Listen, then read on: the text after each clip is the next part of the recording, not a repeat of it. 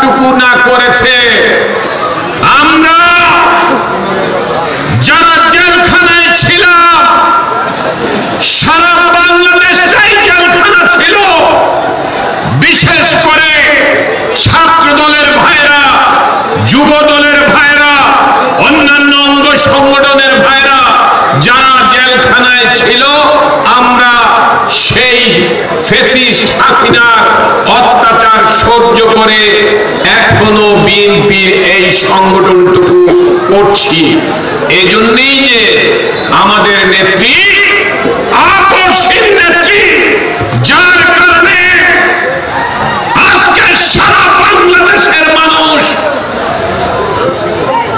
বিএনপির পতাকা তলে আমাদের নেতা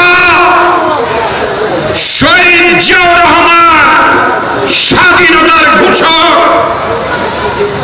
এদেশের প্রেসিডেন্ট ছিল, সেনাবাহিনীর প্রধান ছিল, একজন মুক্তিযোদ্ধা ছিল। আমরা গর্ব করে বলতে পারি ওই নেতার রাজনীতি করি। আজকে আমাদের প্রাণ, আমাদের স্পন্দন, আমাদের জীবন বিএনপির ভারপ্রাপ্ত চেয়ারম্যান, আগামীর বাংলাদেশ, দেশের 20 কোটি মানুষের নেতা জনাব তারেক রহমান সাহেব এর মতো নেতার রাজনীতি আমরা করি, এটা আমাদের গর্বের বিষয়। আজকে বিএনপি যখন সংগঠিত হয়েছে সারা বাংলাদেশে, ঠিক তখন বিভিন্ন দলের ষড়যন্ত্রকারীরা ষড়যন্ত্র করে বিএনপির নামে কুৎসা রটনা করছে। আজকে বলতে চাই, যারা বিএনপি নেতার নামে, আমার নেতার নামে অপপ্রচার করে, আমার নেতা জিয়াউর রহমানের নামে কুরুচিপূর্ণ কথা বলে, পোস্টার ছিঁড়ে ফেলে পায়ের তলে দেয়, এটা সহ্য করার মতো নয়। আজকে বলতে চাই, নেত্রীকে 17 বছর অনেক অত্যাচার করেছে, বাড়ির সামনে বালুর ট্রাক দিয়ে বন্ধ করে দিয়েছে, নেত্রী যাতে আন্দোলনে অংশগ্রহণ করতে না পারে। শেখ হাসিনা অনেক চেষ্টা করেছে নেত্রীকে দমন করার জন্য। নেত্রী যখন ঈদের দিনের প্রহর গুনছিল, ঈদের আগের দিন এই ফ্যাসিস্ট হাসিনা এক কাপড়ে ঘর থেকে বের করে দিয়েছে। আমাদের সারা বাংলাদেশের মানুষের হৃদয়ের রক্তকরণ হয়েছে।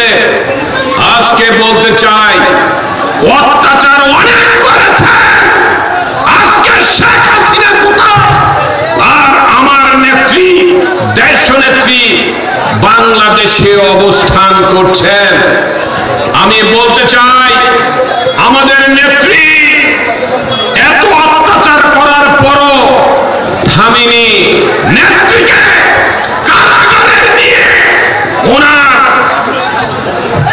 ওনাকে স্তব্ধ করার চেষ্টা করেছিল, তাও পারে নাই।